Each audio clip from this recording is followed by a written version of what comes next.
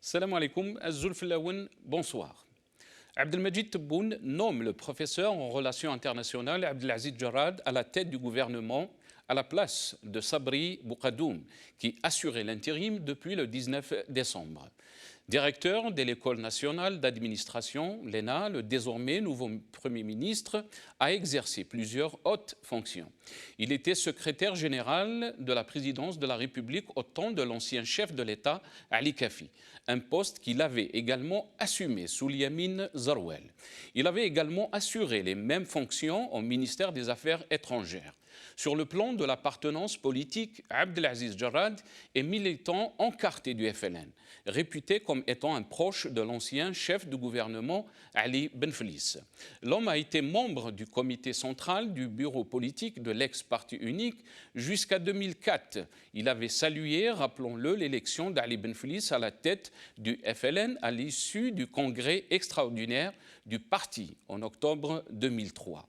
Il a d'ailleurs payé les frais de son soutien à l'ennemi juré de Abdelaziz Bouteflika après la présidence de 2004. Comme si le régime cherche à mater le peuple en nommant au poste de Premier ministre Abdelaziz Jarrad. Mais de l'autre côté, Tebboune nomme aussi ce dimanche 29 décembre 2019 Bel'id Mohamed Saïd, ministre conseiller à la communication, porte-parole officielle de la présidence de la République. Bel'id Mohamed Saïd dirigeait le Parti de la Liberté et de la Justice, PLG, dont il a quitté la direction hier. Un fervent défenseur du système que cherche le régime à travers ses nominations. Le régime militaire qui s'est offert depuis le 12 décembre une nouvelle façade civile a tout tenté pour mater la révolution pacifique.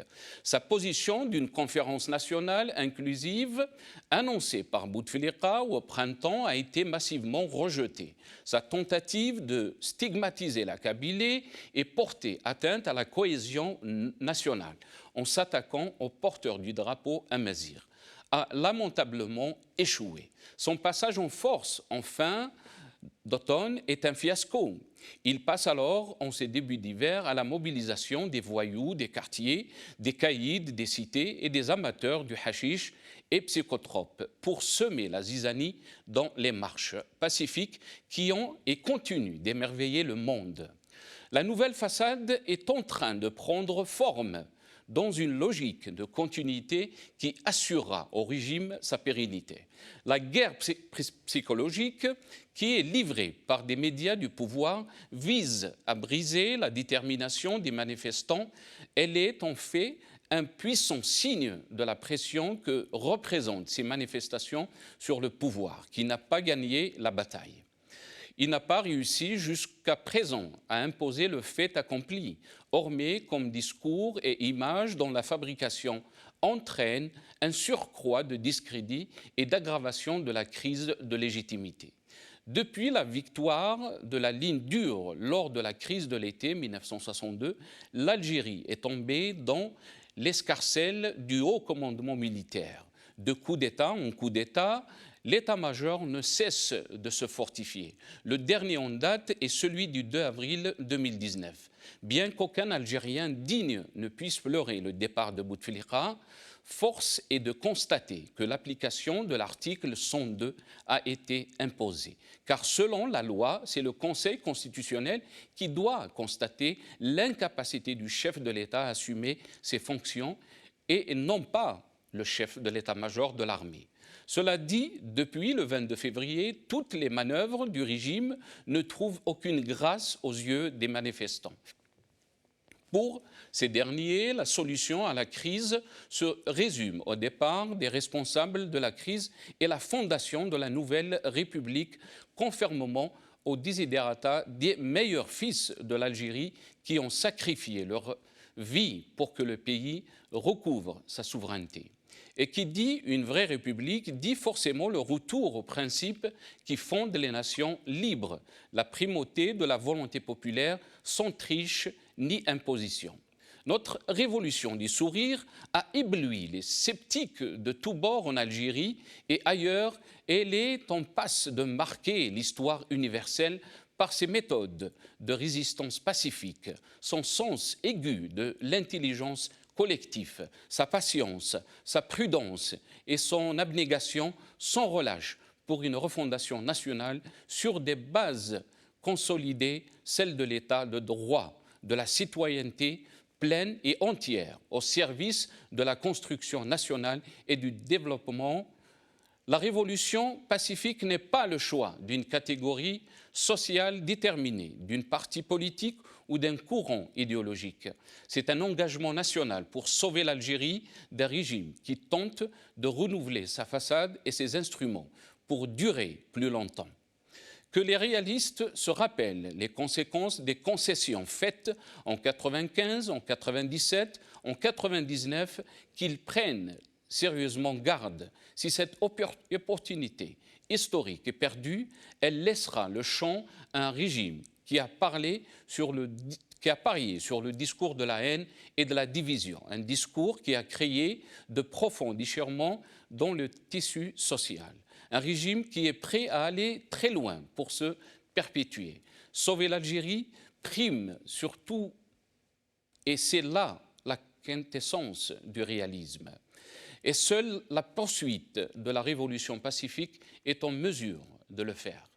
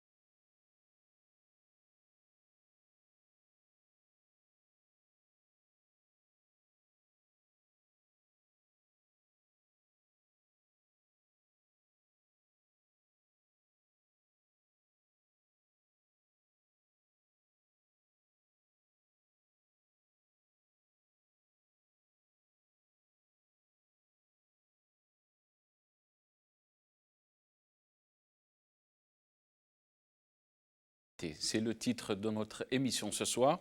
Et pour en parler, j'ai le plaisir d'avoir avec moi sur le plateau Brahim Younsi, ancien cadre du MDS. Brahim, marhaba bik, bonsoir. Bonsoir, merci. Et aussi le plaisir d'avoir Ali Aïdjoudi, président de Riposte International, militant politique, militant des droits de l'homme. C'est Ali, marhaba bik, bonsoir. Bonsoir, c'est Nassar, bonsoir, c'est Brahim, et merci bien. Et aussi, on aura le plaisir d'avoir professeur Nourdine Aoussat, écrivain et universitaire, qui sera avec nous sur ce plateau. Et depuis le Canada, Jamila Harshawi, orthopédagogue, qu'elle sera avec nous aussi via le téléphone. Jamila Harshawi. Jamila Harshawi, Massa al-Khair, bonsoir. Bonsoir, salam alaikum, bonsoir à tous les téléspectateurs et vos invités. Bonsoir. Alaykoum salam. Azzoul Jamila Harshawi, merci d'avoir accepté notre invitation.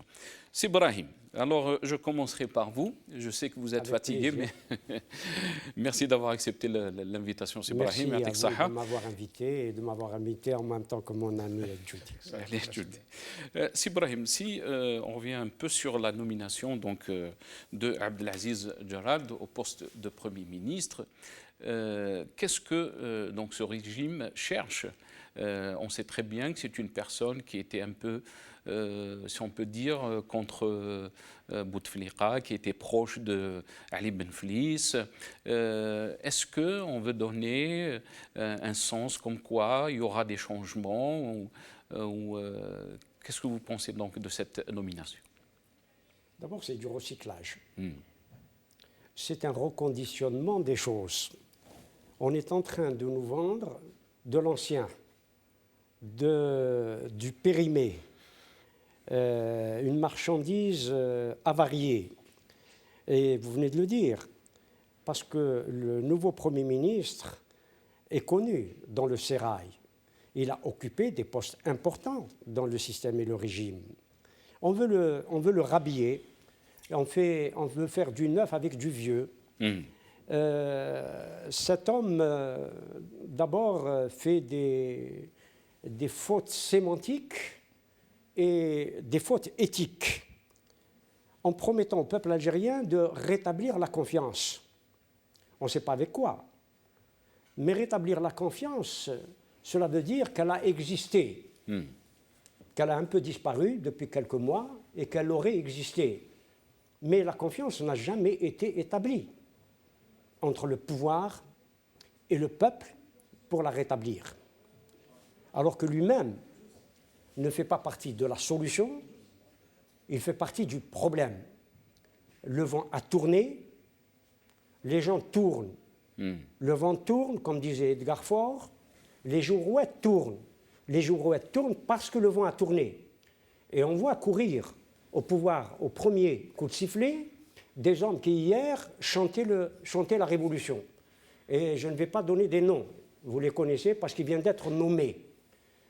C'est quand même un peu une insulte à la mémoire du peuple, une insulte à la révolution qui n'est pas finie, qui continue son chemin et qui, je le répète encore, qui est dans la bonne direction, que certains qui sont en train de dévier.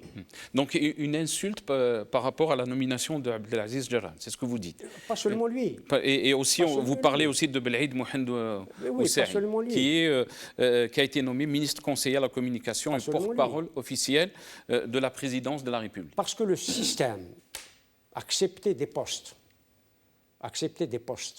gouvernementaux, c'est trahir la révolution. C'est participe de la contre-révolution. Qu'est-ce qu'ils veulent nous dire? Qu'est-ce qu'ils veulent nous dire en acceptant qu'ils vont pouvoir? Quel est leur pouvoir à partir du moment où le pouvoir reste un pouvoir militaire? Reste un pouvoir militaire. C'est l'armée qui continue de décider des grandes orientations de la nation, du pays. Ils apportent de l'eau au moulin du pouvoir militaire. Donc vous pensez qu'on est dans la continuité de ce qu'on a... Mais on est bien entendu. La nomination de Tebboune est dans la continuité de Bouteflika et du 5e mandat. C'est le 5e mandat, entre guillemets, qui se poursuit, qui s'installe. Il ne faut pas oublier que, bon, moi je l'appelais Mohamed Saïd, parce que je le connais. Mohamed Saïd était ministre de Bouteflika. Je crois que lui aussi essaye tout simplement parce que bon, le vent a tourné, il tourne avec le vent. Très bien. On va faire intervenir Jamila Harshawi. Comme ça, on aura Nourdine Aoussat qui va nous rejoindre sur le plateau. Jamila Harshawi, marhaba bik et merci d'avoir accepté notre invitation une deuxième fois. Jamila Harshawi, est-ce qu'il y a une stratégie derrière ces nominations? On sait très bien que Abdelaziz Jarrad c'est quelqu'un qui était proche donc de Ben Fliss et Belhaïd Mohamed Oussaïd, c'est quelqu'un qu'on disait qu'il était porte-parole de Taleb el-Ibrahimi. Est-ce qu'il y a une stratégie pour essayer de mater le Hirak, pour dire qu'on est dans cette logique de changement, alors que c'est juste une façade qui a changé, mais le régime est toujours là? Tout d'abord, je vous remercie personnellement. Merci pour l'invitation. En fait, moi, ce que je pense, c'est que c'est vrai qu'on peut parler, entre guillemets, d'une stratégie. En fait, ce qui les effraie en ce moment, d'après moi, ils sont très, très effrayés par ils ont peur que l'autre partie, en fait, qu'on appelle les Badiciens et les Novembriens, de se rallier à nous, en fait. Donc, ils ont extrêmement peur de ça. D'ailleurs, c'est pour ça qu'il y a eu ces Baltagia et tout ça. Et puis, ils ont essayé de récupérer, en fait, le Janaza et tout pour endoctriner, ils ont fait toute une propagande, en fait. Ils ont voulu tirer une légitimité à partir d'un cercueil. Donc, ça prouve à quel point c'est un aveu d'échec, déjà, de la part de ce pouvoir-là. Et donc, ils essayent, en ce moment, c'est vrai qu'ils ont fait le vide autour d'eux, en fait, au pouvoir. Hein, quand on voit des cellèles qui montent, n'importe qui, on dirait qu'ils sont en train de... comment dire, j'utiliserai le mot n'importe qui, parce qu'on fait le vide, en fait. Les gens compétents, les gens qui ont une conscience, ils fuient ce pouvoir, en fait. Les gens qui... Mais ce pouvoir corrompu attire des gens qui ont des dossiers sales. Bon, c'est vrai que pour accéder à un certain niveau, c'est certains qui font tout pour salir une personne. Je ne vais pas rentrer dans les détails, mais actuellement, ils sont en train d'essayer, les Badiciens, on voit actuellement qu'ils sont déçus. Hein, une grande partie parmi ces gens-là sont déçus. Bon, c'est vrai qu'ils ont construit un peu leur, disons, j'appellerai pas ça des principes, sur des mythes, etc. Ils sont dans la propagande aussi. Mais le fait d'avoir vu Sellel parler en français, etc., donc il y a plein de choses qu'ils essayent d'instrumentaliser. Donc, le fait de se rapprocher de quelqu'un qui est proche de Talib Ibrahimi, c'est aussi une stratégie pour essayer de les satisfaire, parce qu'en fait, au fond, ils ne font qu'utiliser ces gens. Ils ne font qu'utiliser ces gens-là. Je ne sais pas s'ils sont conscients. Je ne vais pas citer des noms, mais il y a des personnes, par exemple, sur Internet. Et ils ont essayé de fonder un parti il n'y a pas longtemps et tout. Donc, ils sont utilisés. On essaye de les satisfaire par des miettes. On essaye de jouer un jeu. En fait, ils sont dans l'improvisation. Ce pouvoir est dans l'improvisation totale. On le voit et on le sent. Et ils veulent, en quelque sorte, les satisfaire sans les satisfaire vraiment, parce que au fond, ils ont très peur d'eux. Ils ont très peur qu'il y ait une union. Je veux dire, entre les Badiciens, ce qu'on appelle les Badiciens et tout. C'est pour cela que moi, j'appellerai à ce que justement nous fassions preuve de stratégie, nous aussi. C'est-à-dire que suite à ce qui s'est passé justement par rapport aux violences et tout, on devrait normalement... c'est-à-dire les choses, c'est-à-dire que nous devons rester dans nos principes de la Silmiya et dans des principes démocratiques aussi, malgré qu'il y a de la violence de l'autre côté. Nous devons normalement essayer d'envoyer des comités je sais pas, dans des quartiers, de faire du travail de proximité pour essayer de discuter avec les jeunes, comment dire, d'avoir un respect, d'avoir une attitude de respect par rapport à certains jeunes qui sont complètement désabusés, ils sont en train d'instrumentaliser leurs émotions. On sait que nos jeunes ont des émotions très négatives et les gens jouent avec ces émotions-là et c'est très grave. Donc nous devons normalement essayer de lancer des ponts, des passerelles par rapport à ces gens qu'on appelle badiciens et tout. Il y a des sages de chaque côté. Et il y a des gens qui sont, qui sont dans l'émotion et tout, des deux côtés. Donc, il faut essayer de les rapprocher, en fait, d'avoir, un débat démocratique entre nous, entre la population, parce que eux, ils sont en train de... Mais très bien, mais est-ce qu'on peut faire, Jamila Hajjaoui, ce débat pour essayer un peu si on peut dire, d'éclairer ces jeunes qui n'arrivent pas à voir la réalité en face? Tout à fait, justement, ces jeunes-là, vous savez, les Algériens ont tellement vécu de péripéties, vous savez, les jeunes... c'est-à-dire on peut les endoctriner facilement. Moi personnellement, par exemple, j'ai des souvenirs en fait des jeunes dans mon quartier. On les appelle voyous, délinquants, ce qu'on veut. Mais quand on voit leur vécu, ces jeunes, comment ils ont vécu, comment ils ont été traités, comment ils ont été traités comme du bétail en fait. Vous savez, quand on revient juste à la pyramide de Maslow, où il est question justement de sentiment de sécurité, de sentiment d'appartenance, de sentiment d'estime, de tous ces sentiments de base en psychologie. Ils n'ont pas, ces jeunes-là, c'est-à-dire Ils ont été... Oui. Oui, des victimes, justement, des victimes. Moi, je ne parle pas des gens qui les manipulent ou des gens opportunistes. Je veux dire, il y a même des jeunes qui sont tombés dans l'argent, ou il y a des jeunes harfou. Et toute cette délinquance-là, c'est un échec du pouvoir. Ça prouve à quel point ce pouvoir Jamila Harshaoui, là, très bien. Vous parlez de... Donc, on a vu ces images qui étaient choquantes le vendredi. Donc, beaucoup avaient parlé de cette baltajia, si on peut l'appeler comme ça. Mais aussi, de l'autre côté, on voit aussi c'est la carotte et le bâton. D'un côté, on nomme des personnalités qui peuvent, pour eux, c'est une stratégie, on le dit, essayer d'absorber un peu donc, ce hirak et dire que voilà, on est dans la logique du changement et qu'on s'approche des personnalités un peu qui, les Algériens, comme Taleb el-Ibrahimi, donc on a nommé Belaïd Mohandou Saïd qui était porte-parole de Taleb el-Ibrahimi. C'est quoi donc, c'est quoi la stratégie exactement? Ils sont toujours en fait dans une forme de cinéma. On est toujours dans le théâtre. Le théâtre, il continue en fait. C'est-à-dire que on essaye d'embobiner des gens, voilà. Vous savez, quand on essaye d'endoctriner des gens en leur parlant de mythes, hein, on essaye de parler de choses qui se sont passées au 19e siècle. On les apporte aujourd'hui, puis on les recuisine de façon à instaurer la haine, à instaurer la guerre civile, le fitna et tout.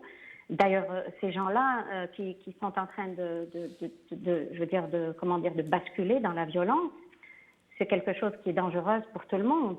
Je ne comprends pas comment d'un côté ces gens-là sont fiers de dire leur leader, je veux dire Gaït Salahna, et puis d'un autre côté, c'est-à-dire qu'ils sont dans l'incohérence totale, c'est des aveux d'échec, je veux dire, un derrière l'autre, ils sont dans le cinéma, dans tout ce qui est, je veux dire, les discours creux, je veux dire, qui n'ont ni tête ni queue. C'est pour ça que nous devons faire preuve, justement, d'instaurer de véritables débats rationnels. Quand on va vers la rationalité, tout va s'élever, en fait, élever le niveau. Eux, ils font tout pour, justement, rabaisser le niveau, pour aller vers les instincts, vers l'instrumentalisation des émotions. Et nous devons faire tout le contraire. Nous devons donner l'exemple, puisque nous voulons justement instaurer une démocratie. Et ne tombons pas dans leur piège. Voilà. Donc, très bien. Ils sont toujours dans le cinéma. Très bien. Restez avec nous, Jamila Harshaoui. Allez, Judy, si on revient, donc, quelle est votre lecture par rapport donc, à ces nominations? Est-ce qu'on veut donner un signe fort comme quoi il y a un changement ou les Algériens, ils savent très bien qu'il n'y aura pas de changement, ils n'ont pas confiance en ce régime, on parle de confiance et on essaiera de montrer aussi une vidéo dont Abdelaziz Jarrad parlait de confiance donc, qui n'existe pas entre le peuple et ce régime. Je vais vous laisser juste la parole, la réponse après Ali Djoudi. On va essayer d'entendre علي عبد العزيز جراد. النظرية الأولى هي التي تقول بأن الأزمة السياسية يجب حلول سياسية، أي القراءة ذكية وسياسية لهذا الدستور الذي لا يستطيع الآن أن يأتي بحلول لمطالب الشعب الجزائري. والنظرية الثانية تقول بأنه لا حلول إلا في إطار المادة 102 ونلاحظ مع الأسف وهذا رأيي أن هذا الانسداد الذي بدأ يطير وأصبح ربما خطر على المسار هذه المرحلة الانتقالية. فالحوار المطلوب الآن لا يؤدي إلى إيجاد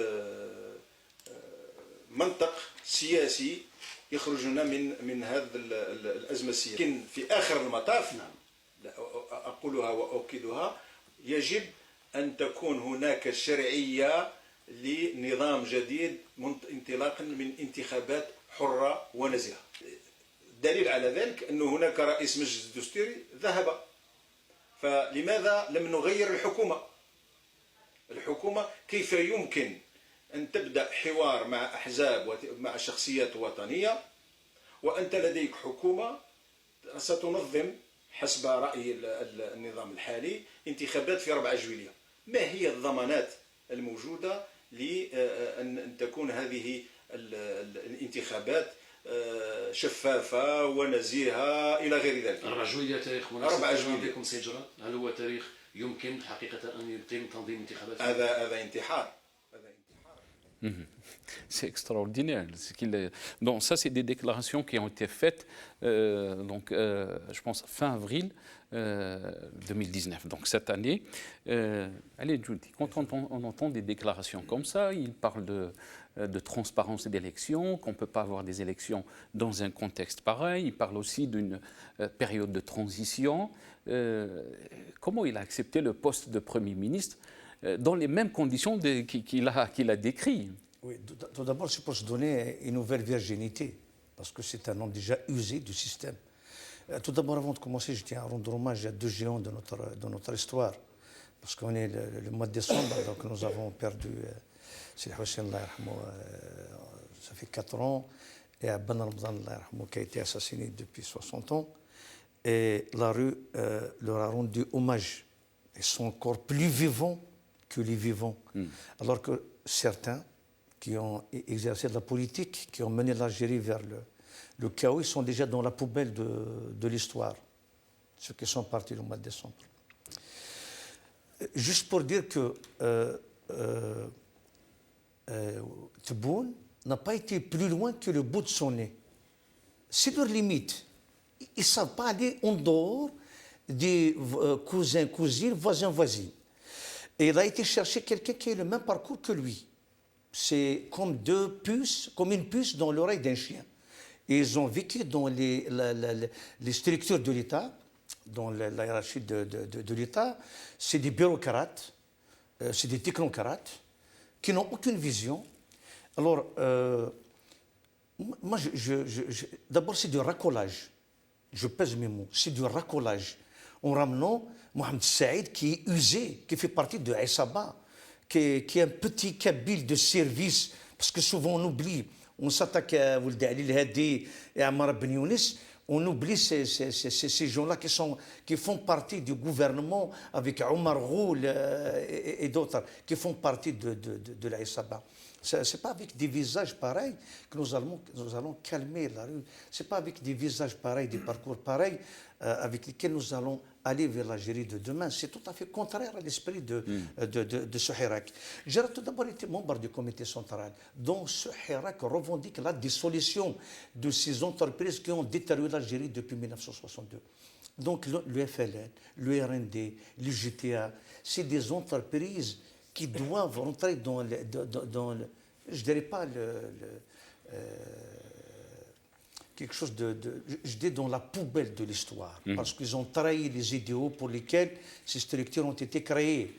Ils pensaient aux fondateurs du FLN, à Ben Ramadan, Hussein Ahmed et d'autres, mais aussi ils pensaient à Essat Yidir et à Ben Ramadan qui ont créé ce syndicat.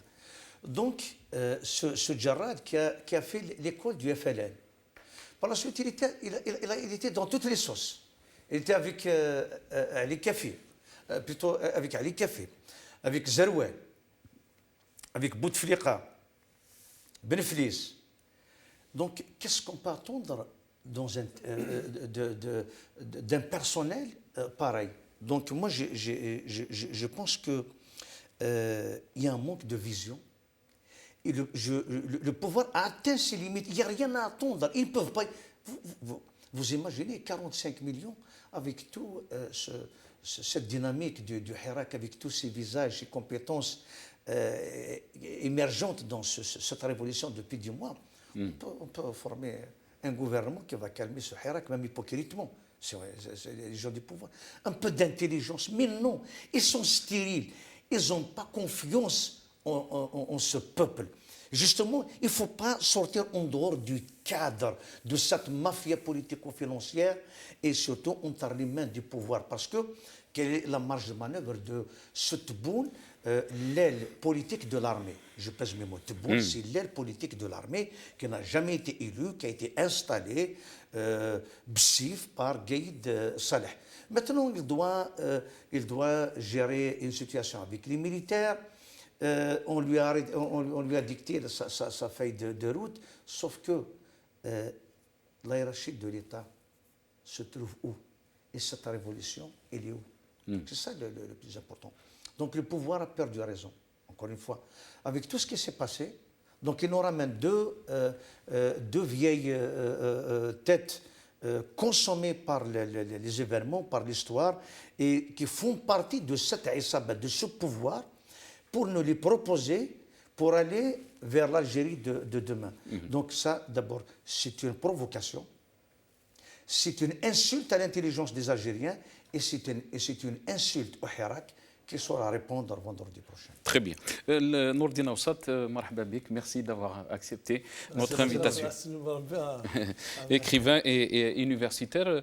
Si Nourdine Saali, il disait que le pouvoir a perdu raison avec ses nominations. Est-ce que vous pensez qu'il y a panique à bord par rapport au régime ou il a une stratégie, il a une feuille de route et il est en train de l'appliquer?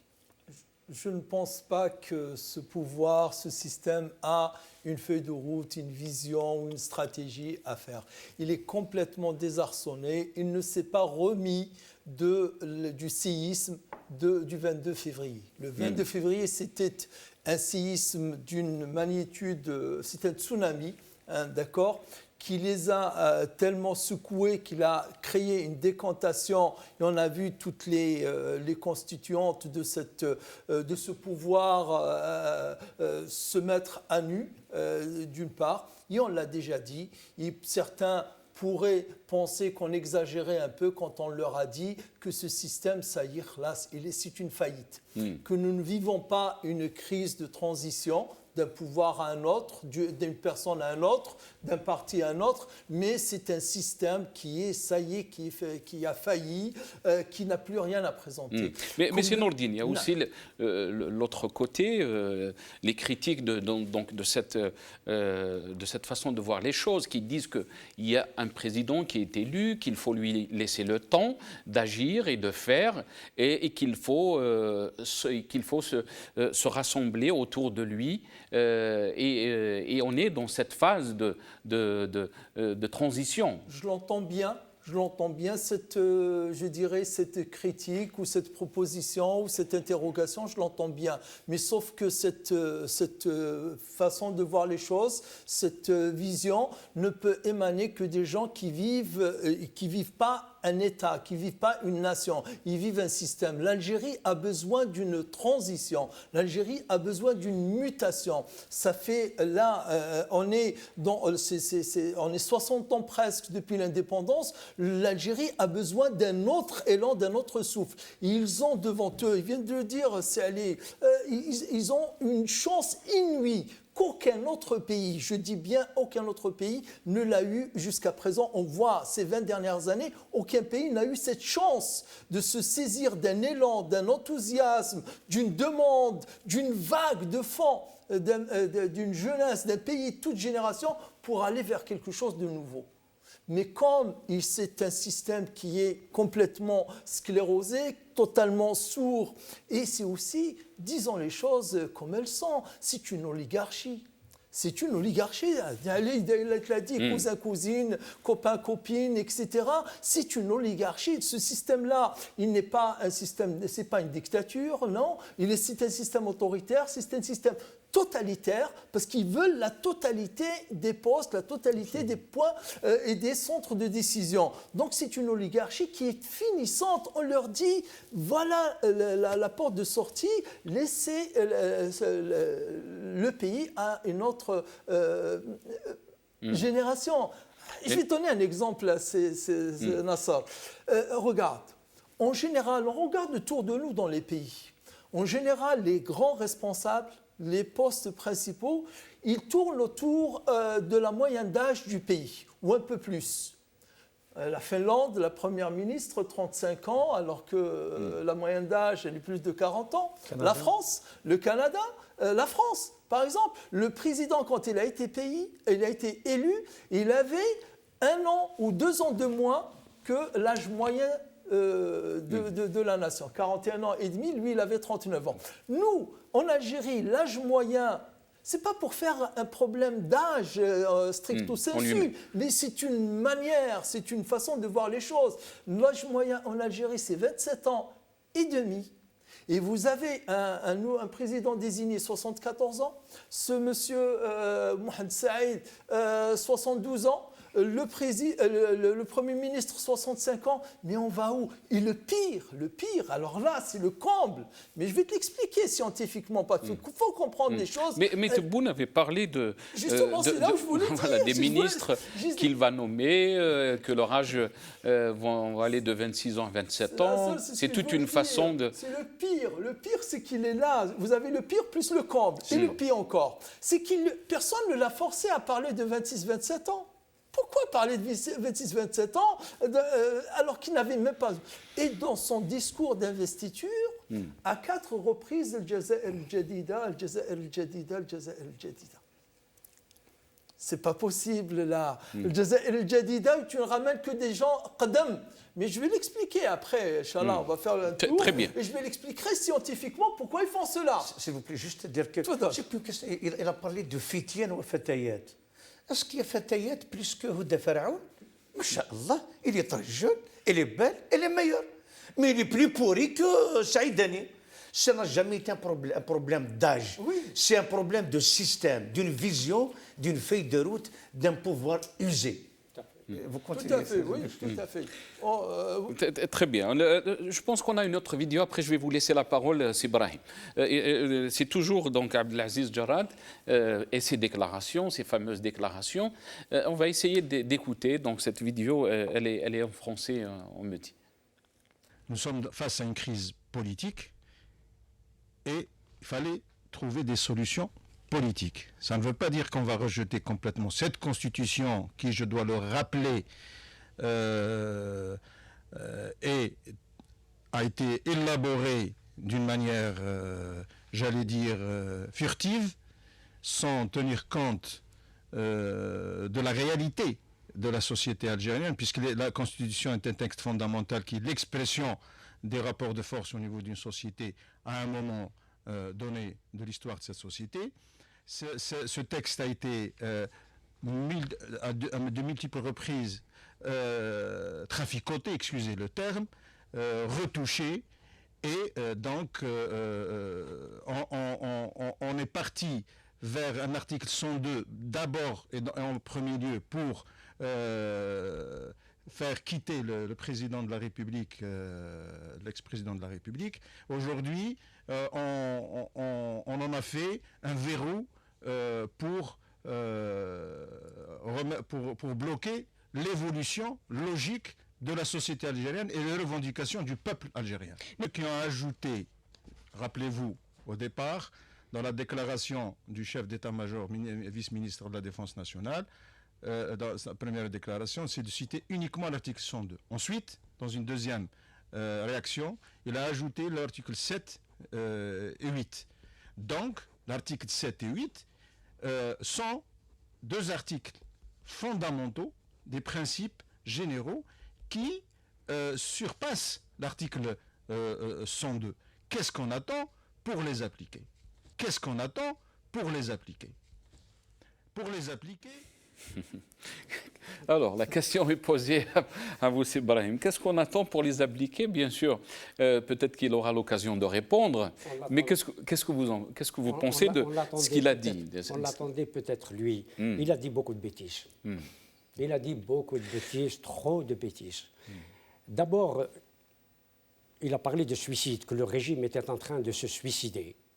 Je crois que M. Abdelaziz Jarrad, que je découvre personnellement, vient de se suicider, vient de se tirer une balle dans la tête. Parce que tout ce qu'il dit, toutes les critiques qu'il a faites, parce qu'il a fait des critiques. Il a parlé d'une crise politique, il a parlé qu'on bloquait l'évolution logique de la société algérienne. Tout à fait. C'est extraordinaire. Et lui aujourd'hui, sert de verrou. Il sert de verrou. Il est en train de verrouiller la ressource politique. Alors que la ressource politique a été déverrouillée. Il sert de verrou. En même temps que Mohamed Saïd, moi je l'appelle comme ça, je l'ai toujours appelé comme ça, Mohamed Saïd sert de verrou. Ils sont en train de verrouiller la ressource politique. Mais au-delà de ça, le problème c'est qu'on nous parle de l'égalité. Or, la nomination de ces gens-là veulent nous faire croire que la légitimité est devenue superflue. Que la légalité, comme dit Max Weber, prend la place de la légitimité. Voilà ce qu'on veut nous démontrer. Politiquement et juridiquement, entre guillemets, ce qu'on veut nous faire croire. Que la légalité, entre guillemets, dont on parle, alors qu'il parle de principes généraux. Et la légalité, quand les principes généraux du droit sont bafoués, parce qu'ils sont bafoués quotidiennement, la question des droits de l'homme, la question de la démocratie, etc., et l'article 7 et 8 dont il parle. Dont il parle, tout à fait. Ils sont bafoués. Donc la légalité, pas même la légalité, ne peut servir ce régime, ce système, et les deux frères l'ont dit tout à l'heure, qui a fait faillite. Mais il est en faillite ontologique. Il est en faillite ontologique, ce système. D'autant que il est le seul à penser, à croire encore que la violence peut être un instrument de l'histoire. Alors que le peuple algérien a démontré que la violence n'est plus l'action politique, que la violence n'est plus, comme disait Mao Tse-tung, l'acte par lequel une classe en renverse une autre, qu'il y a une autre conception de la révolution aujourd'hui que le peuple algérien s'impose à lui-même, impose au pays et impose au monde, parce que la démocratie, il donne un autre sens à la démocratie, sachant pertinemment que la démocratie est en crise, hélas, dans ceux qui l'ont produite, y compris en Angleterre. On voit que la démocratie est en train de changer de sens. Au point d'arriver à notre régime. Pardon ? Pas au point d'en arriver à notre régime. Non. C'est clair. La question... Donc vous pensez que le régime est en faillite, c'est Ibrahim? Oui, mais ontologiquement, il est en faillite. Ontologiquement, il est en faillite. Et ce n'est pas ce rhabillage, ces vieilles pièces, avec des vieilles pièces comme ça, on veut réparer une locomotive nouvelle, dans une technologie de pointe. Parce que la révolution est une technologie de pointe.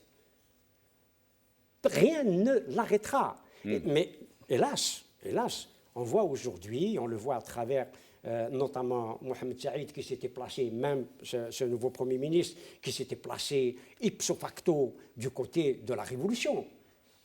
Au début, il faut appliquer l'article 7 et 8, il a même cité l'article 12, etc. Mais aujourd'hui, il sert, en même temps que Mohamed Saïd et les autres, d'instrument de la contre-révolution.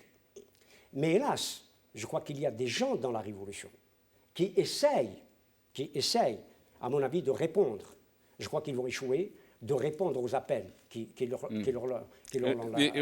on a même donc cette information qui dit que Tebboune Ben Bitoul a été reçu par... Il a été reçu. Il y en a d'autres. J'espère qu'ils ne vont pas dynamiter ou tenter de dynamiter la révolution qui a pris un rythme qui va sans doute s'accélérer, parce que en même temps que les choses s'accélèrent du côté du pouvoir, parce que nous fait le pouvoir avec sa violence, parce qu'il veut nous faire peur et nous rappeler les années de sang. C'est ce qu'il veut rappeler inconsciemment à la population. Il accélère, si j'ose dire, l'histoire. Mais l'histoire va s'accélérer de l'autre côté, parce que la révolution va s'accélérer dès ce mardi, me semble-t-il. Dès ce mardi, la révolution va s'accélérer, parce que nous sommes dans une accélération de l'histoire. Jamila Harshawi, qu'est-ce que vous pensez de ce qu'a dit Brahim Younsi? Il a parlé donc de la faillite du système et que donc cette révolution, elle a commencé le 22 février, elle ne va pas s'arrêter jusqu'à sa finale destination. C'est donc ces revendications du peuple algérien, c'est de bâtir une nouvelle Algérie avec un système des institutions libres et des institutions aussi d'une justice libre et des institutions solides. Qu'est-ce que vous en pensez, Jamila Harshawi? Je rejoins totalement ce que vient de dire justement M. Brahim Younsi concernant la crise de légitimité. Justement, la plus grande des crises que nous avons toujours vécues, qui est le drame justement de l'Algérie, c'est la crise de légitimité. Et ils sont en train de nous construire en fait un nouveau château de cartes. En fait, ils sont dans l'estemraria. C'est comme si Bouteflika était toujours là, et donc ils sont dans la continuité. Ils sont dans un anachronisme total, c'est-à-dire qu'ils ne veulent pas reconnaître qu'ils sont en face d'un peuple, je veux dire, qui a complètement changé, je veux dire, qui est dans l'Aoulama. Ils sont en train de, comment dire, de recycler les anciennes méthodes, en train de bricoler, de faire du bricolage, et ils ont l'impression qu'ils vont réussir. Ils sont dans un déni total. Ils sont en fait les ennemis d'eux-mêmes. Ce régime,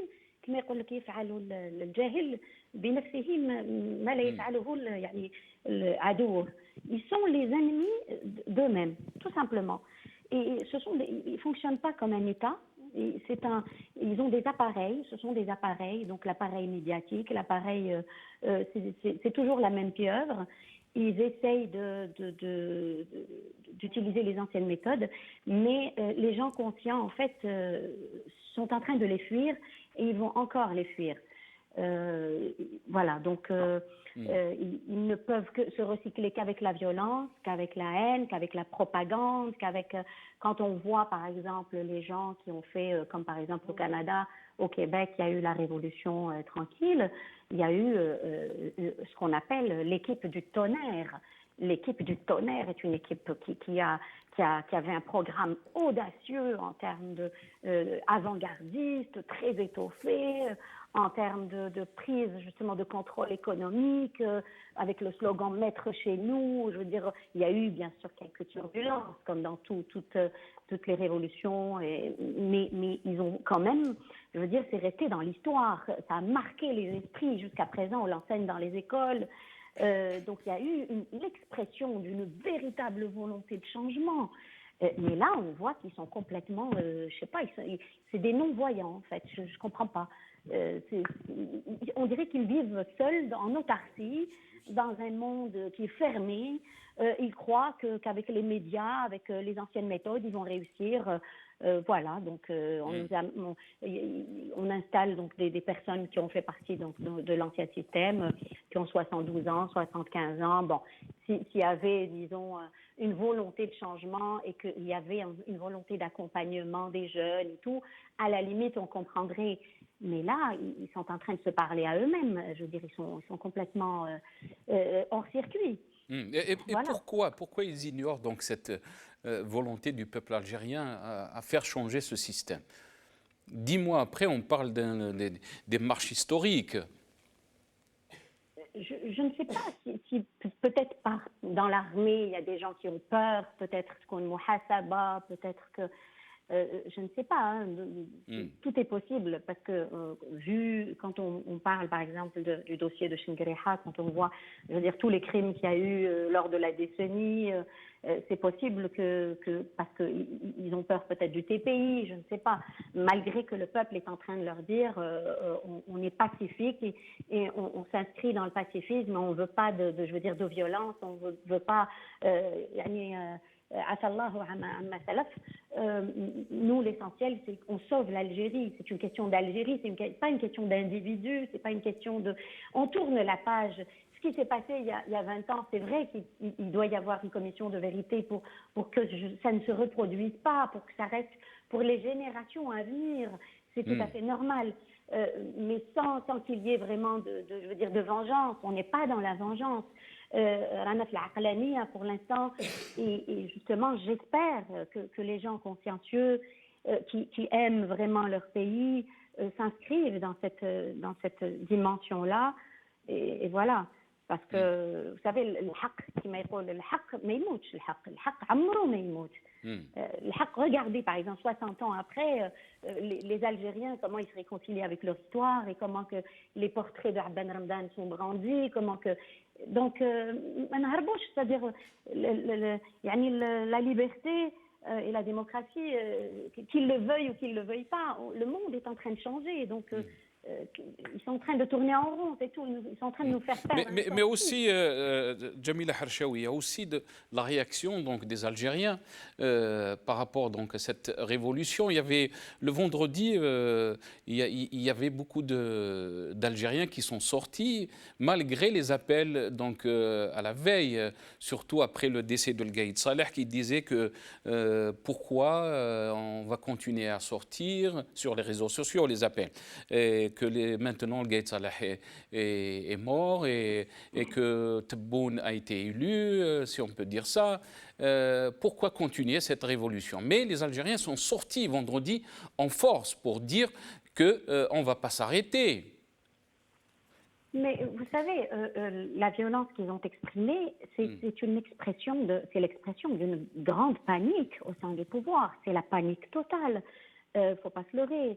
Quand ils ont été, par exemple, au Janaza pour enterrer Gaïd Saleh, pour eux, ils voulaient enterrer le Harak. Ils ne voulaient pas enterrer Gaïd Saleh parce que aller, je veux dire, dans une Janaza, c'est un moment de recueillement, c'est un moment de silence, je veux dire, comment dire, de méditation, c'est de remise en question, parce que parce que je veux dire, un moment de sagesse, je dirais, de pureté. Il y a des gens qui ont même, je veux dire, fait du business, ils ont instrumentalisé ce recueillement en allant se filmer dans le cimetière. C'est odieux, je veux dire, c'est terrible. Même si on n'est pas, je veux dire pour la politique de Gaïd Saleh, mais quand même, c'est ihtiram hurmat al-mayyit ya nas. C'est quoi? Je veux dire, ils sont dans comment dire, c'est grossier, c'est hideux, c'est moche.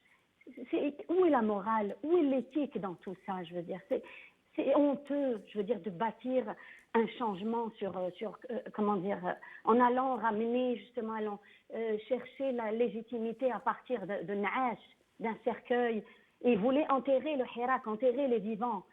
La vie continue, je veux dire, dans ce Hirak, combien de personnes ont perdu leur mère, combien de personnes ont perdu leur père, c'est un moment, je veux dire, de quiétude normalement, de remise en question surtout. C'est pas un moment, ils sont dans la panique totale.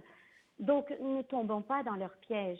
Il faut justement, moi j'appelle encore à ce que des gens, des sages de quartier, des gens qui sont sur place, qu'ils aillent discuter avec ces jeunes justement, qui sont des haragas au fond. Vous savez, dans le floca, il va se retrouver avec les da'ab al-badifia ou l'autre kif, ils vont mourir ensemble. Enfin, je veux dire, mais qu'est-ce qui va arriver? La sagesse doit l'emporter, je veux dire, le rationalisme, discuter avec ces gens. Pourquoi ne pas inviter, par exemple, Magharibia, pourquoi vous n'organisez pas un débat entre un jeune, justement, اللي يقول لك باللي كان خفت على الجزائر يدخل لوطون، خفت على كاينين يدين فرنسا وهذا الحراك اللي انفيلتري، والاخر يجاوبوا بالعقلانيه افيك راسيوناليزم. جو dire prendre quelqu'un, un leader, un jeune de cette partie-là, un jeune de l'autre camp, et qu'il discute rationnellement, que chacun exprime avec respect ce qu'il ressent, avec logique, avec trop de, je veux dire, de propagande, trop n'importe qui parle de n'importe quoi, parce que dans notre pays il n'y a pas de recherche scientifique, il n'y a pas de rigueur, n'importe qui parle de n'importe quoi. On nous sort des mythes, واحد يهدر لك عزواف، واحد يهدر لك على les pieds blancs، واحد يهدر لك على c'est du n'importe quoi. Donc pour briser tout ça, il faut je veux dire, il faut العقلانية هي elle prime, parce que nous devons normalement donner l'exemple, nous qui voulons la démocratie justement. Mais Jamila Harshaoui, c'est comme ça qu'il s'est comporté, qu'ils se sont comportés les Algériens dans cette révolution. Restez avec nous, je vais revenir après à vous, Jamila Harshaoui. Ali Djoudi, comment vous voyez donc la réaction de l'Hirak face à la stratégie du régime qui essaye bien sûr de son côté d'essayer d'étouffer ou d'enterrer, comme elle a dit Jamila Harshaoui, cette révolution.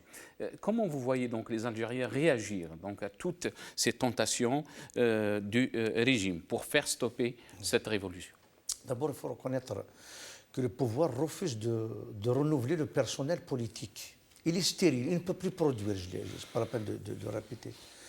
Mais sauf que, avant de parler de la réaction de cette révolution, de ces jeunes, de ce peuple, il faut voir d'abord l'attitude de ce pouvoir qui est en train de jouer avec le feu. Il est en train de jouer un jeu dangereux en impliquant des anciens militaires, des radiés, des voyous, des repris de justice qu'on appelle le Baltajia, qui sont en train d'agresser dans toutes les différentes wilayas les militants, les citoyens, le peuple qui sort militer pacifiquement. Donc, est-ce que c'est celle-là la nouvelle stratégie? Est-ce que c'est celle-là l'approche de Tebboune ou de ceux qui sont derrière Tebboune? Moi, je me demande. Encore une fois, le fait de nommer des anciennes figures usées, donc c'est une provocation. Le fait qu'on est dans l'incapacité de rénover, de créer, donc on montre les limites de ce pouvoir qui ne peut plus proposer un autre projet aux Algériens. Mais en contrepartie, le Hirak propose un projet. Il propose une Algérie moderne, une Algérie nouvelle, une transition, un processus constituant ou une assemblée constituante. Assainir, c'est-à-dire il faut s'ouvrir. Mais est-ce que c'est celle-là l'intention de ce pouvoir? Non. Donc, moi, j'imagine que toute cette jeunesse qui sort depuis maintenant, bientôt une année, bientôt 10 mois, on est pratiquement 11e mois, et dire que tout ça pour ça. On a jeté ces hommes intègres et ces femmes intègres dans les geôles du pouvoir, dans les prisons, comme des moins que rien. On a traité de tous les noms le peuple, Cherdama, et de tous les noms, le Mougharrarine, l'Issaba, les manipulés par l'étranger. Et tout ça pour aller vers une fausse élection, un scénario mal écrit par des idiots, et pour, à la fin, violenter ce peuple parce qu'il refuse tous les scénarios et toutes les propositions. Pourquoi? Pour une simple raison, parce qu'il n'y a pas eu de propositions sérieuses. Il n'y a rien. Le peuple qui avance, d'abord, la société civile qui a sa feuille de route.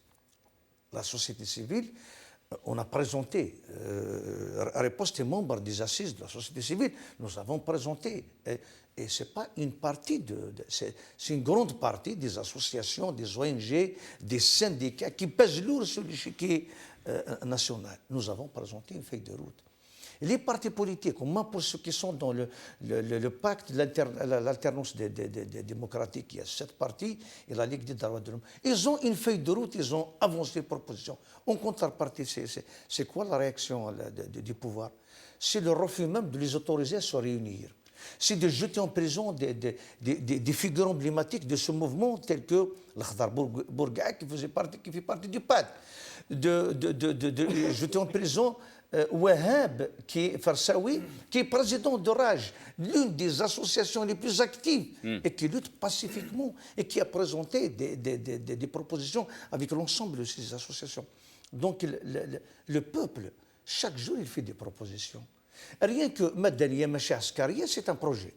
Que le pouvoir annonce solennellement que l'armée se retire dans le jeu, sur la scène politique et partisane, qu'il s'occupe de son rôle constitutionnel comme il est reconnu dans le monde entier. Déjà ça peut être, c'est des préalables pour... Il faut y aller vers des négociations.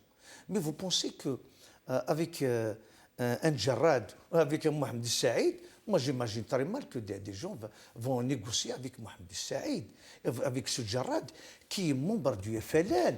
Et ça fait 10 mois, il revendiquait un 5e mandat du président Bouteflika. Il défendait bec et ongle le bilan de Bouteflika et la légitimité de la candidature de Bouteflika. Pour moi, rien que le fait que cette tête est nommée à la tête du gouvernement, c'est une provocation, c'est une insulte, c'est une façon de verrouiller, de dire que voilà, on prend les mêmes et on recommence. C'est une façon de dire on ne veut pas dialoguer avec vous. Et après, maintenant, moi, je pense que le Hirak, je n'ai pas ce mot en toute sincérité, parce que c'est une révolution, c'est une véritable révolution. On n'a jamais connu ce type de révolution, même dans les autres pays, une révolution pacifique qui s'inscrit dans la durée depuis 11 mois, avec la même détermination, avec les mêmes revendications. Je dis les mêmes revendications. C'est vrai que les premières semaines, on revendiquait le départ de Bouteflika et le refus du 5e mandat. Mais par la suite, on ne proposait rien. Le pouvoir est allé dans une logique de se régénérer vers une alternance. Voilà, donc un clan se venge d'un autre clan, et donc un clan qui jette en prison un autre clan, et un clan qui veut s'accaparer de nouveau le pays et toutes les institutions de l'État.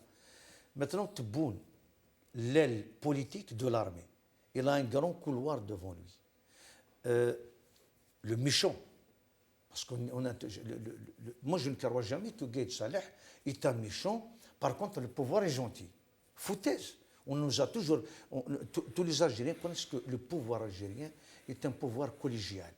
C'est un clan qui s'est accaparé. Après, ils se sont distribués les rôles. Mais tout de même, Tebboune et Chengriha, les deux visages ou les deux maîtres de la situation, ils ont un grand couloir devant. Le méchant n'est plus de ce monde. Ils peuvent aller vers une véritable transition, une véritable ouverture politique. Ils doivent changer de pratique politique. Ils doivent arrêter ces violences. Ils doivent arrêter l'instrumentalisation de la justice pour violenter justement le peuple. Est-ce que vous pensez qu'ils peuvent le faire? Ah ben oui. Ils ont tous les pouvoirs entre les mains. Le problème, c'est que c'est la volonté qui manque. C'est que ce pouvoir n'a pas l'intention de quitter justement, de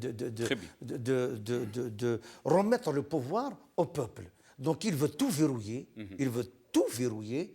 À chaque fois, il crée une légitimité. Il invente une légitimité. Sauf que cette fois-ci, il n'y a aucune légitimité en dehors de la légitimité de mardi et vendredi. La légitimité populaire et ces manifestants, ces 25 millions qui sortent chaque semaine dehors. Et donc cette légitimité annule toute élection et annule toute légitimité institutionnelle. Très bien.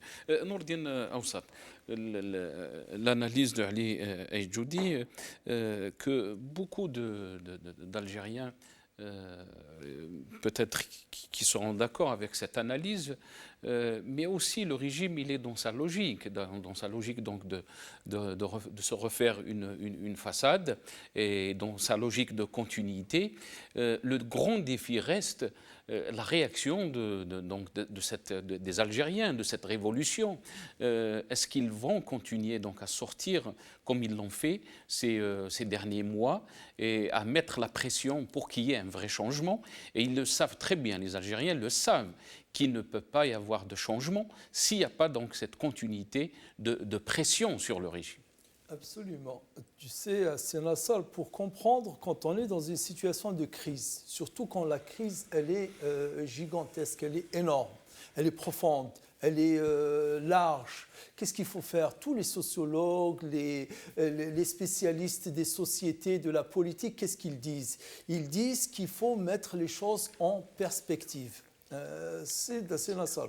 Donc ils disent qu'il faut mettre les choses en perspective pour comprendre et saisir la situation. Et mettre les choses en perspective, c'est-à-dire par rapport aux tenants et par rapport aux aboutissants. D'accord? Donc mettre les choses en perspective, c'est la solution. C'est la solution pour comprendre. Et en mettant les choses en perspective, on sait d'où on vient et on sait aussi là où on veut aller. D'accord? Donc, en mettant les choses en perspective, on sait d'où on vient. On vient d'un système, il a été bien dit, le mot, il est bien choisi, une faillite ontologique. Tu sais ce que ça veut dire, une faillite ontologique? C'est-à-dire qu'elle est intrinsèquement liée au système. Elle est inséparable, elle est ontologique, c'est sa nature même. C'est-à-dire que ce système-là, qui a pu fonctionner d'une manière ou d'une autre sur 5 décennies, voire même, il a même entamé une bonne autre décennie, il a pu. Mais ça y est, maintenant c'est fini. C'est fini. On est parti, j'étais en train d'écrire tout à l'heure, en 62, quand on a démarré, surtout en 65, on a démarré avec le système d'autogestion. On faisait miroiter au peuple un système important, l'autogestion. Sauf qu'on a oublié qu'il y avait la caporalisation à côté. On ne peut pas dire aux gens, vous autogérez vos entreprises et en même temps on met des caporaux à la tête, tout type de caporaux, que ce soit du syndicat, du FLN, de la gendarmerie, etc., de la sécurité militaire, etc. Aujourd'hui, on est dans la même situation 60 ans après. On leur a dit l'ouverture économique, le capital, allez-y, enrichissez-vous, investissez, etc. Sauf qu'il y a toujours la militarisation qui est là. Tu sais ce qui s'est passé avant-hier à Borj Bouaraj? Je prends Borj Bouaraj parce que Borj Bouaraj, elle est très significative. Contrairement à Tiaret, à Batna, à Annaba, mais à Borj Bouaraj, j'ai fait une émission hier, j'ai fait un live de plus d'1 heure sur ma page pour parler, j'ai reçu beaucoup d'appels, j'ai échangé avec des gens. Borj Bouaraj, c'était un peu le laboratoire de l'Algérie. On peut résumer l'Algérie à Borj Bouaraj. Vous avez au nord une population berbérophone, d'accord. Au sud, une population arabophone qui, alhamdoulilah, malgré tout, elles ont vécu en entente, dans la fraternité, en harmonie totale. Bien qu'il y a toujours une sensibilité un peu, mais ça c'est normal, c'est naturel, c'est humain. Mais ils l'ont vécu. Et les deux têtes meneurs moi je ne les appelle pas Baltajia parce qu'on a dépassé le stade du Baltajia. Les Baltajia, quand ils sont des dizaines, des centaines, mais là c'est des milliers de personnes. Des milliers de personnes, on sait. Il y a l'argent sale derrière. Je ne vais pas nommer la personne, mais les gens ils savent. Son nom il commence par B. Vous vous rendez compte? On me dit, les gens qui connaissent bien Borj Bouaraj, qu'ils détiennent 95% de l'économie de Borj. Les agences de voyage, les matériaux de bâtiment, l'électronique, plein, c'est 95%. Et le monsieur, cette famille que je ne vais pas citer, 3 de ses fils sont des députés. corrompre le Hirak avec une vache. Et qui a essayé au mois d'avril, de corrompre le Hirak. C'est le même. Qui cette fois-ci a repris, mais autrement. Dont le fils est aussi le président du club de foot de la ville. Vous imaginez les jeunes, le club de foot, et les réseaux. Et les réseaux. Donc, il y a tout ça. Plus on joue les sensibilités, l'argent sale, et on a réussi en quelque sorte à créer une panique dans la société. Donc ça, c'était pour dire quoi? Que dire que le système n'est pas sorti de sa logique de corruption, sa logique. Et c'est pour cette raison, je disais, pour donner un outil de réflexion, mettre les choses en perspective. D'où on vient et où on veut aller. On vient d'un système qui est ontologiquement faillite, structurellement faillite, intrinsèquement porteur de son virus, d'accord? Et on veut aller vers un changement pour le pays. Aujourd'hui, on ne peut pas se permettre de fonctionner avec un gouvernement qui ne serait pas un gouvernement d'émanation de la volonté de la majorité du peuple. Pourquoi?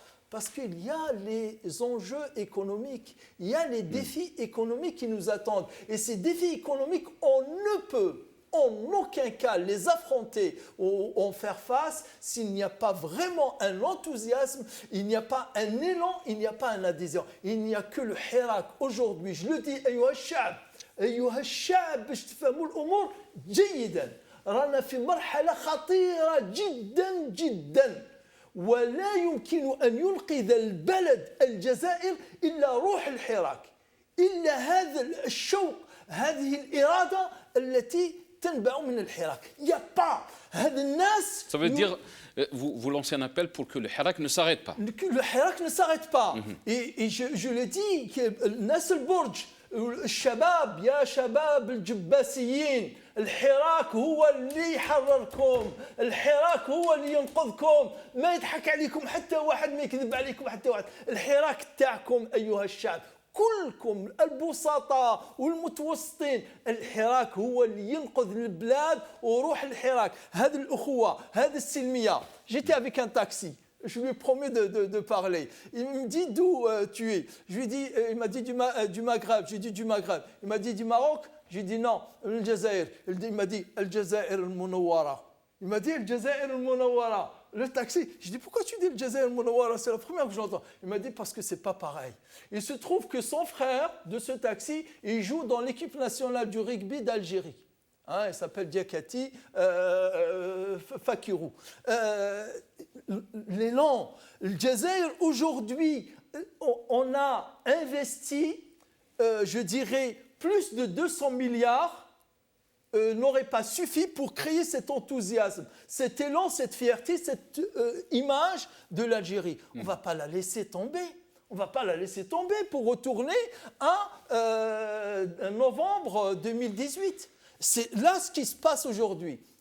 Mon dernier mot sur ce point, ce qui se passe aujourd'hui, c'est-à-dire l'élection de Tebboune du 2 décembre, l'élection comme ça s'est fait, c'est ce qui devait se passer si le système n'était pas ce qu'il est en 2018. Avec le trafic, etc., sans passer par cette révolution, ce hirak.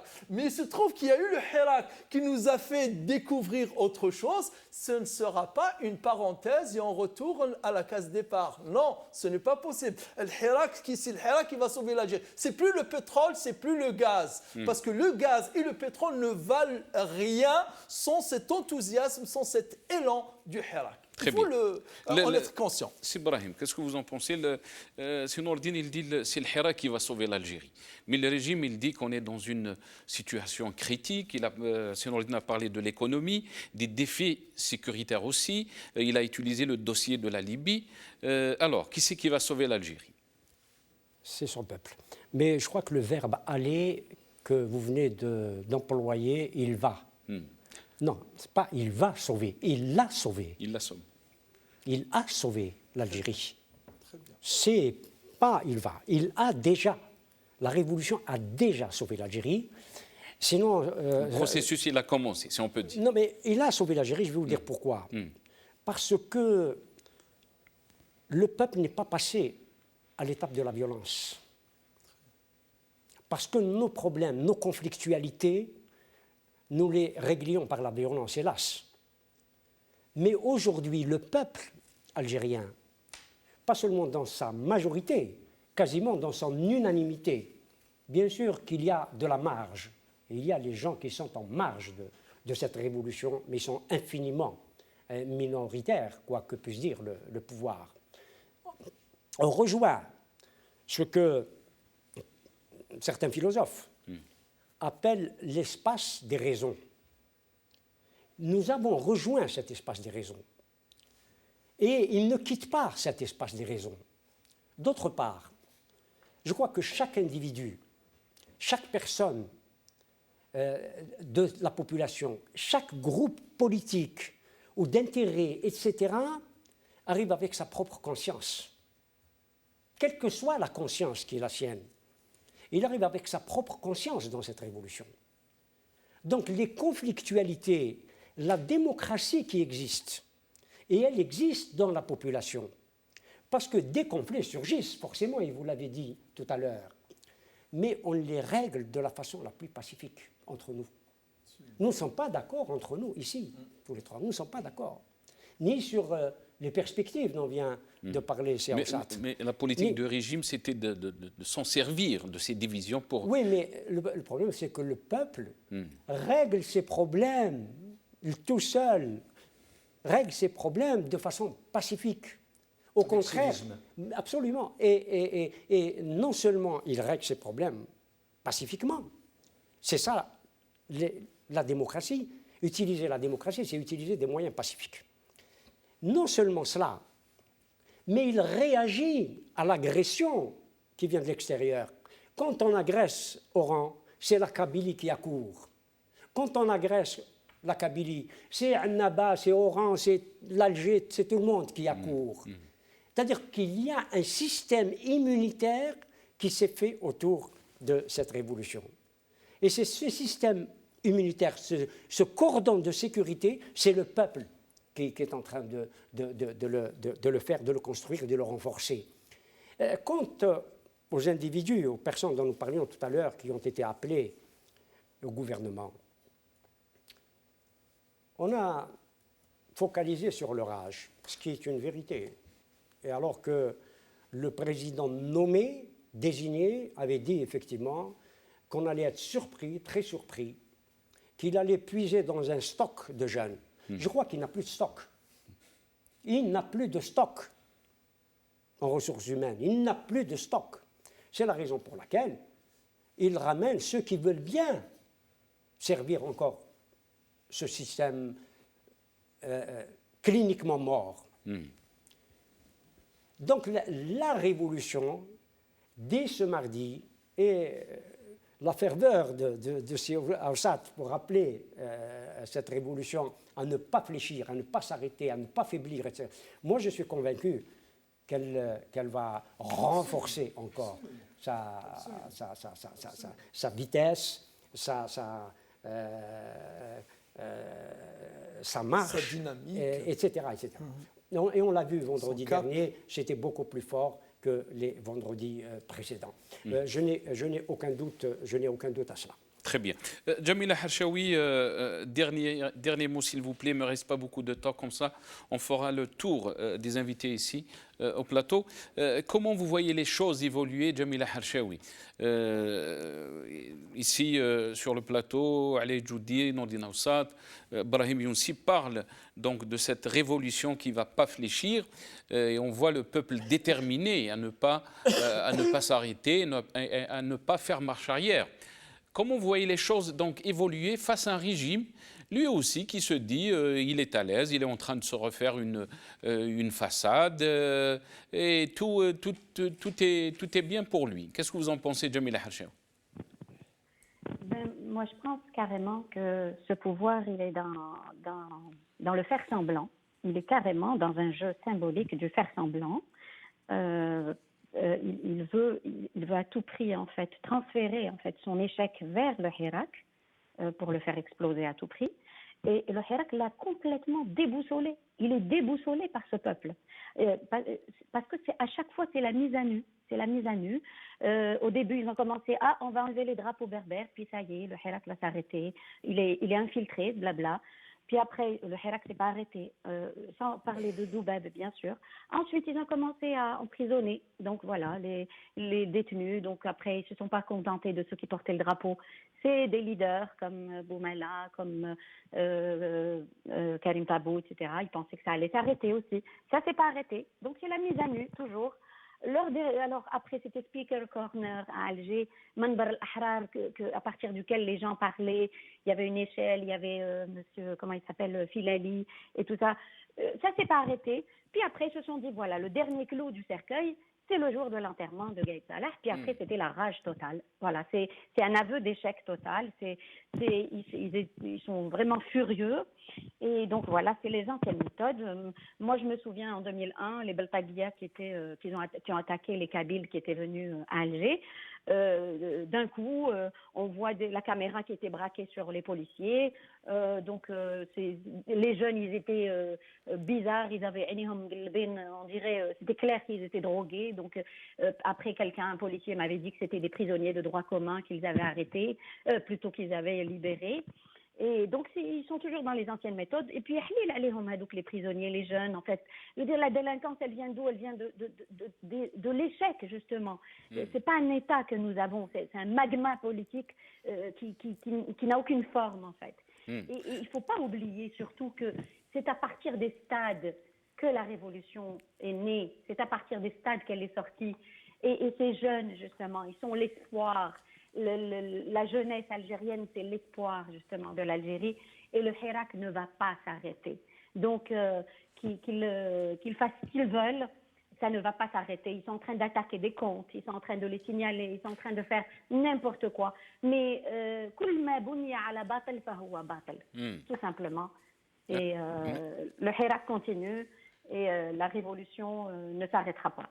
Merci Jamila Harshawi, merci Atek Saha. Nourdine Aoussat, donc comment vous voyez les choses évoluer ces semaines? Donc on n'est pas très loin de la fin de l'année 2019, pas très loin aussi d'une année depuis le début de cette révolution. Est-ce qu'elle arrivera à sa fin? Vous avez parlé avec une ferveur, mais aussi beaucoup de défis devant les Algériens, devant cette révolution, face aussi à leur unité et tous les dangers qui viennent de ce régime. Absolument. C'est pour cette raison que maintenant je vais parler plus sereinement et calmement pour, je dirais, dire aussi, il faudrait quand même être réaliste. Il ne faut pas toujours incriminer le peuple qui est déboussolé, qui est perdu, qui est inquiet, etc. Il faudra aussi que le Hirak, il est arrivé maintenant le temps que le Hirak fasse une auto-évaluation. Je dis bien une auto-évaluation. Ce qui a été réalisé, ce qui reste à réaliser, et surtout, je dirais, accorder non violents, pour parler d'une seule voix. Parce qu'aujourd'hui, que quelqu'un parle d'une transition, on ne sait combien elle va durer. L'autre de parler d'une constituante, on ne sait comment on va y arriver, et d'autres parler de je ne sais quoi. Il faudrait clarifier au peuple algérien que si ces hommes qui sont à la tête, que c'est Ali tout à l'heure a cité, si Chenguiriha maintenant, et quand je dis Chenguiriha, il a bien dit, je l'ai dit depuis 25 ans, le pouvoir algérien était toujours collégial. Gaïd Ahmed, c'était pas lui qui commandait, il y avait l'état-major avec lui, au moins le premier cercle. Chenguiriha aussi, c'est pas lui qui commande, comme ça n'a jamais été le cas avant. Boumediene, il y avait le conseil révolutionnaire, chez les Benjdid, il y avait le bureau politique, etc. Donc, pour qu'on soit clair. Donc, si Chenguiriha et ceux qui sont derrière lui et Tebboune et ceux qui sont derrière lui veulent, je dis bien veulent, j'utilise le vouloir et pas le pouvoir, aller à cette transition, le peuple peut leur accorder crédit, mais il faut vraiment des garanties, je dirais, totales, que lui va se considérer comme un président intérimaire. Dans 2 ans, ça va se faire cette transition.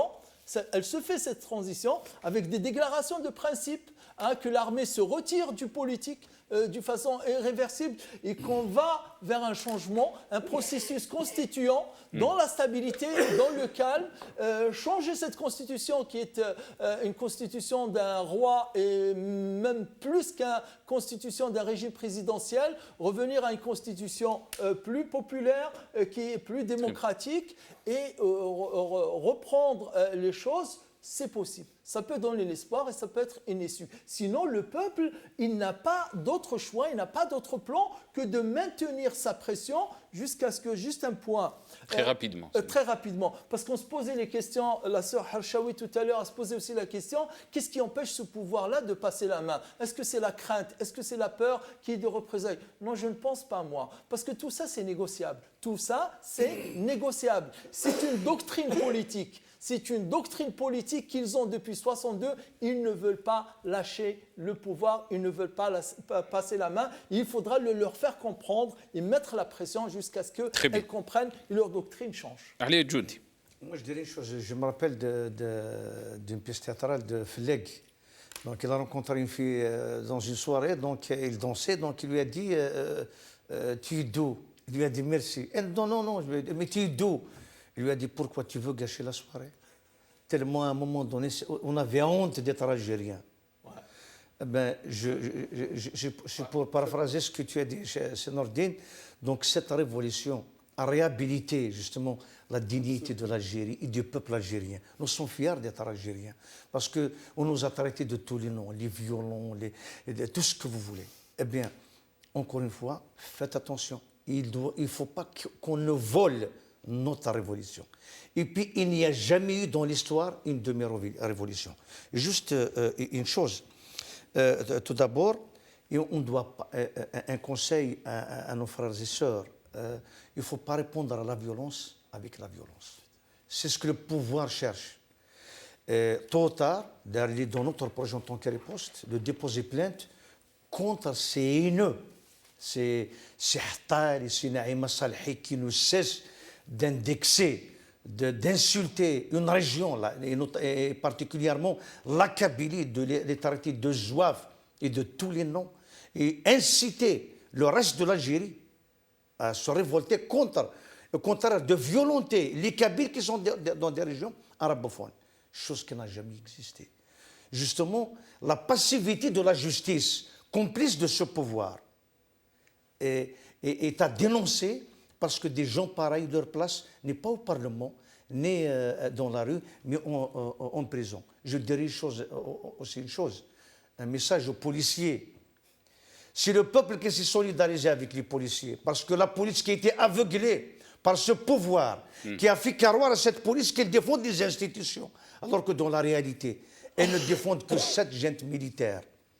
Les premiers assassinés durant la guerre civile, 90 jusqu'à 2000, c'était les policiers. Et leurs épouses et leurs enfants ont été livrés à eux-mêmes, abandonnés, jetés. Ils ont jeté l'honneur justement de ces policiers aux chiens. Juste un rappel, n'oublions jamais d'où on est, c'est-à-dire on est passé. Si on est arrivé aujourd'hui là où nous sommes en 2019 avec cette unité retrouvée, c'est parce qu'il y a eu des sacrifices, il y a eu tout un cumul d'expériences.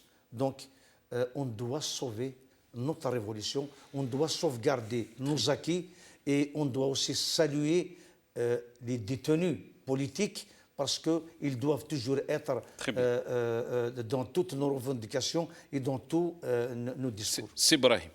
Dernier mot, très rapidement, on me dit que le temps de l'émission est fini. Je m'excuse. Le peuple algérien est passé dans un autre monde. Ce n'est pas un monde merveilleux, pas celui d'Alice au pays des merveilles, qui est passé de l'autre côté du miroir.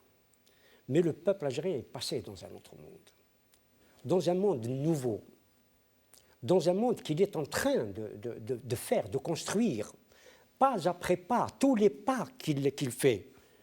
Et comme disait quelqu'un, c'était le premier pas qui comptait. Mais tous les pas qu'il fait construisent ce nouveau monde. Nous sommes, je dis bien, dans l'esprit. Nous sommes dans l'esprit de novembre 1954. Mais dans son esprit, dans cette union, dans cette unité nationale, novembre 1954, c'était construire la nation, qui, hélas, n'a pas été cette nation que nous espérions.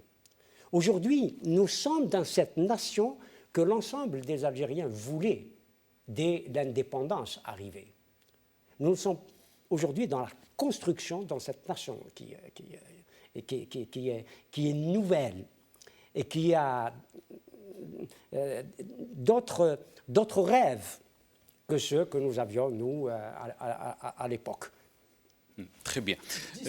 Si je peux me permettre, juste là, si je peux pas, parce que pardon, ce qui me semble, parce qu'on perçoit aujourd'hui que face à cette, on l'appelle révolution, mais à cette révolte des masses, parce qu'on parle de la révolte des masses, à cette révolte des masses, j'ai peur qu'il y ait de l'autre côté, parce qu'on le perçoit, vous le percevez sans doute comme moi, qu'il y a une espèce de révolte des élites qui commencent à dénoncer ce qu'ils appellent le populisme. Je crois non, quand nous parlons de peuple, ce n'est pas de populisme dont nous parlons. Très bien, très bien. 10 secondes, juste cette image qui est derrière toi, qui était deux hommes souriants, Ben Ramadan ou Hussein Ahmed, souriants, c'est un hasard, et Tebboune qui est inquiet, le regard il est vague, et qui est, voilà. Voilà, je suis en train d'écouter Sibrahim, derrière lui, je vois cette image, elle est significative, elle est saisissante. Merci, merci Atek Saha, c'est Nourdina Oussat, merci à vous. Atek Saha, c'est Ibrahim Younsi, merci à vous aussi, c'est Ibrahim. Merci à Ali Djoudi, président de Riposte International. Merci à Jamila Harshawi qui était avec nous dans cette émission. Yatekoum Saha, certes que le peuple rêvait de son pays pour être libre et indépendant avant 62, mais les générations ont continué à rêver de libérer le pays. Certes que cette génération de 22 février est en train de réaliser ce rêve. Inch'Allah, Rabbi jib al-khair le bladna. Bqaw ala khair.